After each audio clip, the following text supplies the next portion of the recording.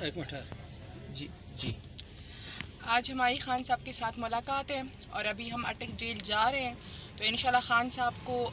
جو کیسز کی اپڈیٹس ہیں وہ بھی دیں گے اور جو باہر کی صورتحال ہے وہ بھی بتائیں گے اور انہیں خوشخبری سنائیں گے کہ پاکستان تحریک انصاف استور کا الیکشن جیت گئی ہے۔ وہ تو ٹھیک ہے، آج کون سے کیسز کے حوالے سے تمام کیسز کے حوالے سے بتائیں گے اور اسپیشلی جو سائفر کیس ہو رہا ہے تو ان کی اپڈیٹس بھی دیں گے